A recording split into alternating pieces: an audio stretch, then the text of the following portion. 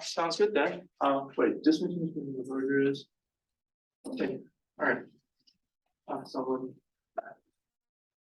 else is joining us, and I think that's the last one.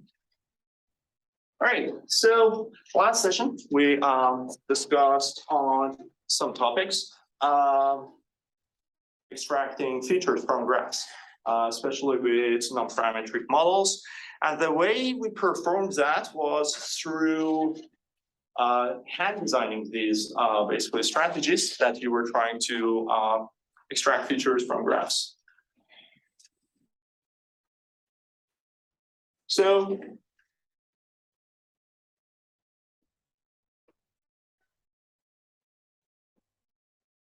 all right, and that. But okay, so as I said, extracting features was topic of our last discussion. Now, today, we're going to start looking at models to discover these features, not hand designing them, but learning them. And so a question can be why it's important to hand design these rather than, it's so important to learn these rather than hand designing them. The answer is basically it's more flexible. You can design what you want to learn. And it is more efficient. It is basically some state-of-the-art methods are coming from these. So you would get a better results using these features. Particular thing that we are gonna discuss today is learning representations for nodes. So we have a graph, let's say some web graph or a social network graph. It has multiple nodes, and then we want to characterize these nodes based off of their characteristics. These characteristics can include, for instance, the position of that node with respect to other nodes globally where it does stand, or it can be its local neighborhood, how connected, for example, this is in this neighborhood.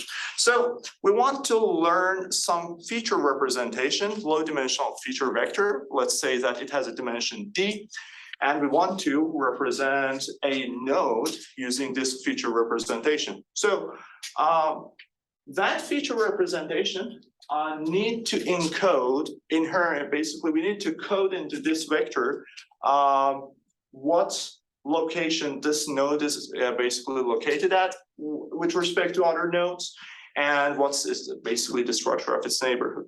Then we can use this. So let's say, all right, first thing first, we have a graph and we have two nodes, and there's a latent space, and we say that the underlying structure of this node can be represented on this latent space. So what we do is we map each node into this latent space, and let's say that this is a d-dimensional space, and each of these representations are d-dimensional vectors. So we compare these two nodes here using, let's say, some similarity measure, and then in this latent space, what we can look is basically the relation between these is, for example, a distance.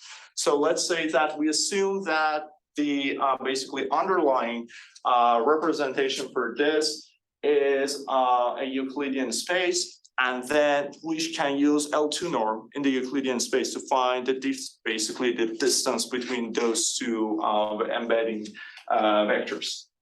So I have a VI. If it's close in nature to Vj, we want the embedding, the feature representation of it in the latent space to be closer to the other node's feature representation. So we want to preserve these basically relations, node-node relations in the latent space as well. And that's the idea behind constructing these. That's the key basically idea that we're gonna leverage to learn these embeddings.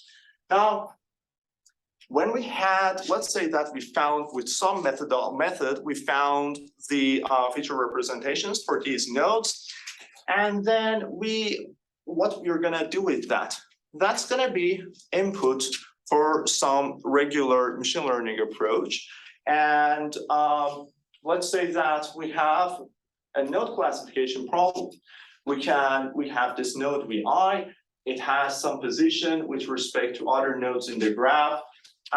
Let's say that we found a map, a function that projects this node from basically the set of nodes in the graph to some essentially Euclidean domain here, our assumption, but it can be any space. So some space, some representation latent space. And then we have a vector Zi. And this Zi is going to be our input for a function that is doing classification. For instance, we basically talked about node classification, the problem in Twitter that we had, for example, fake accounts versus real accounts. We want to write a classifier that does this for us. So we want to learn embeddings for nodes, and we plug these embeddings as input to this classifier so that for some unlabeled node, we figure out what type of basically account is this? Is it a fake account? Is it a bot, basically, bot, or it is a real account? Now, let's say that we have a graph. It has, V nodes in it, and we have found embeddings for these V nodes. Now, one thing that we can do, for instance, with this is to perform graph level machine learning. So we can. It is not the most ideal method, but we can take our vectors and concatenate them into a matrix. Let's call that Z. So each vector is representing the embedding for d-dimensional embedding for each of the nodes. Let's say that this one is for V1 and this is for VV. So we concatenate this and we get a graph embedding, and that's going to be our input for some other graph level machine learning task. So let's say that I have a molecule, and then in this molecule, I'm representing it as a molecular graph representation. Then it has some nodes. Each node is representing an atom in this scenario. And using some method, we learn some embeddings for each node in this graph. Let's call them Z1 through ZV. And then we take all these, we construct a matrix, and that is going to be our embedding, graph embedding for this molecule, basically chemical component. Now, that Z can be input to some machine learning function. And we can basically pass it through something that we have trained before. And we get basically here, we want to classify whether this component is a toxic component or it is basically non-toxic. So it can be used for classification. Similarly, it can be used for regression problems where you regress the property of some molecule. Now, we basically said that, but there are better approaches to learn for the whole graph, because in this scenario, you're learning nodes one by one, and you're trying to basically make something out of that. There are better approaches that learn more basically richer feature embeddings for graphs that we will discuss in future sessions. All right, so to learn our feature representation, today we're gonna use an encoder-decoder structure. So what that means is that it is essentially constructed of two components, one encoder and one decoder. An encoder is a function that takes your data in the original space. It maps it into some basically a representation, latent representation, some feature space. So let's say that I have data X. I'm mapping it using this encoder function to its feature representation Z, and this Z lies on some d-dimensional space. So it's a d-dimensional vector, and it is a low-dimensional vector that captures the inherent structure of that node, for instance here.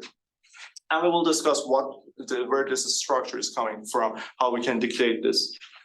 So then we have a decoder that takes that sample, for instance, that you mapped before using your encoder. It takes that vector Z from the feature space, And then through this function D, it maps it to some to the original space of our data.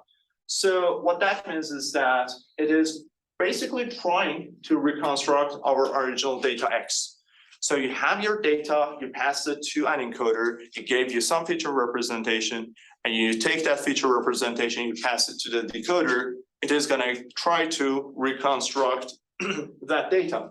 So it is exactly doing the opposite of this, but it doesn't have to do exact opposite. It can do any, basically do any objective that we define for it. So it all depends on the objective that we define. So again, now we talked about two components. We put these two together, and that's how we are representing this X. So this is our pipeline. X goes to our encoder. We get a Z, and then we pass that through our decoder. We get something reconstructed. So our function FE was our encoder. So FE of X, FD of that, and that's going to give us our output. Now, there can be many objectives for this, but one objective that basically everyone is familiar with is just to try and exactly reconstruct our original data. But it can be anything really. So we need to define an objective function, which is a function of the output of the decoder and something that your function is based off of. So you don't really know what your function wants. If it wants to reconstruct this, you need to plug in the original data and the essentially reconstructed data to this. And that's going to be a function that tries to minimize essentially the distance between the reconstructed basically output and your input. All right, so we can use the same thing for nodes. For a node, we define it in a way that the encoder takes as input the set of our nodes. So it takes VI through VB, and then it turns all these into feature vectors, feature representations for different nodes in their graph. And then we have a decoder that takes this and projects this to a basically function. I'm sorry, it's some matrix that you want to reconstruct, some measure in the graph that you will tell your model that I want you to reconstruct this. So there are many options for that. But the decoder, let's talk about decoder for a second. Usually these are similarity-based measures that we want to reconstruct. So we're comparing two nodes. As we said, we want to preserve distances between nodes in the embedding space, right? So I probably will try to reconstruct something that will, be a function of comparing two embeddings with each other pairwise. So we pairwise compare these embeddings usually, and then we try to basically reconstruct these similarities, for instance. Now we call our reconstruction goal S hat. And this is taking d-dimensional vectors, and it is returning some measure of similarity between those two embeddings. So, all right, so to define our approach, we need to define some components. We have an encoder, here we have a decoder, then we talked about a similarity that you want to enforce, that we want to reconstruct this similarity. And then there is the objective function, which defines how we are gonna, what we want to enforce as our loss that we are trying to minimize. And optimizing this problem will essentially optimizes the parameters for your encoder and your decoder simultaneously. So you have two functions that you're simultaneously basically optimizing through this loss function. All right, so let's start from encoder. Our encoder in this approach is going to be a shallow encoder. A shallow encoder means that it is simply a basically lookup function that takes the node index as input, and it returns you some vector that represents its essentially embedding, right? So let's define that. Basically, you have a function fe. It takes your node, essentially, which is just its ID, and then it has some parameters theta e, and what the output is just the embedding of that node. Now, in matrix form, you essentially have just a set of nodes. The indices, like you have just 1 through, for example, 100. It's just the nodes that you have, and it will return you some matrix. So a matrix that is the matrix of all representations put together. So it is a V by D matrix, where V is the total number of the nodes in our graph, and D is the dimensionality of each of these feature representations. So in matrix format, we're just passing the set of nodes, and we're getting a matrix. Now, we said this is a matrix lookup. So it is just some index you're providing to your encoder. And then what happens is that we have a one-hot vector, where here E is our one-hot vector. Its elements are just zeros and ones. I is showing what element in this vector is 1, and everything else there is 0. So for example, if we give index of the node 10, it is going to be a v-dimensional vector of all zeros except for element 10 being 1. And then we pass that, that's our index, we pass that to our encoder. It's going to multiply that by some dictionary, some basically embedding matrix, and it's going to just return you the corresponding embedding. So that's what we're doing. So in matrix format, let's say that we have our Z, we have some embeddings, and these are stacked together as a V by D matrix, and you're multiplying that by this indicator.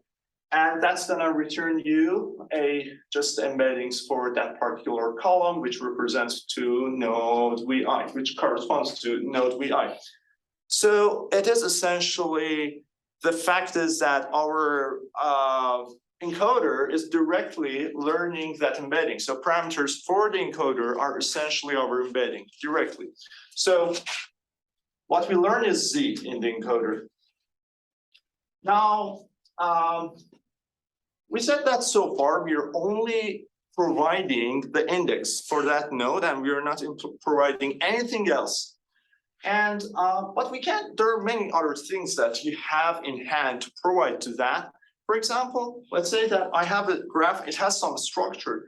I can directly provide my structure of the node, it's for example neighborhood or whatever, as input. Instead of just giving basically one hot vector, I can provide the structure, like for example some adjacency matrix. Then it's not going to be shallow. It's not going to be a shallow basically encoder. You need something more complicated. And your function is essentially a function that takes some structure, some function that represents the structure of the graph. So for instance, adjacency matrix, and it is returning some embedding Z. So it is a map from a V by V real matrix, and it is going to give you a V by D real matrix. Now, there are other things that we can provide as well. So for instance, we talked about a molecular graph that has different atoms on each node. So we have some node attributes as well. And these node attributes are, for instance, our type of the atom that we are dealing with. And we can represent, any data really on our graph. So depending on the application. So we can, again, provide node attributes as input to our encoder as well. Then our encoder will be a function of our graph structure and our node attributes, and it's going to give you embedding based off of those. And then it is going to be a function from a V by V matrix and the V by F matrix, where F is just the dimensionality of attributes for each node. So let's say that we have a molecule with 4 types of atoms. We usually represent basically each node attribute as a one-hot vector indicating what atom we have at that node. So it is going to be, for example, we will have a carbon, for example, oxygen and hydrogen in a molecule, and then we can just write 100 representing a carbon in that molecule. And that's going to be a 3-dimensional. So that's 3 is going to be our F here.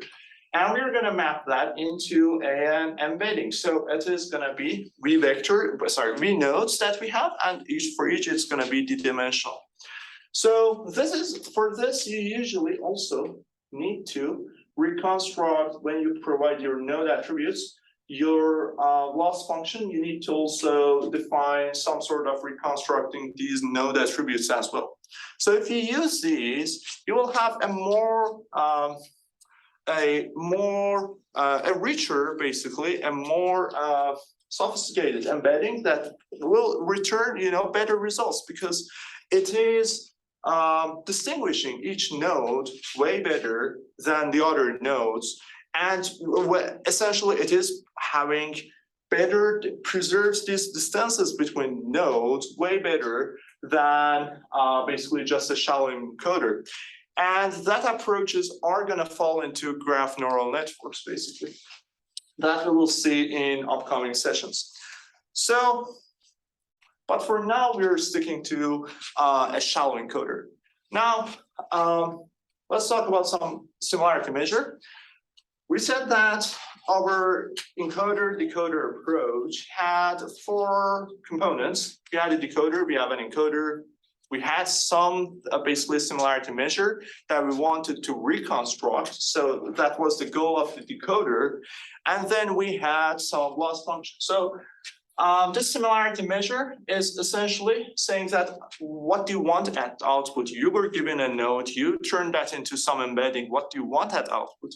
And as we said, that's going to usually be something that is comparing embeddings of 2 nodes to see if the relationship between those, I'm sorry, that's the decoder, relationship between those is preserved. So as our reconstruction goal, what we want is some measure of similarity, node-node similarity. So for instance, the simplest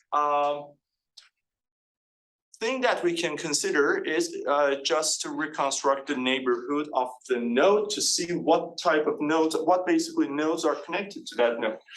Let's say that I have this node Vi. I turned it using an encoder into some embedding Zi. And then given embeddings of nodes, I want to reconstruct for basically the neighborhood for this node.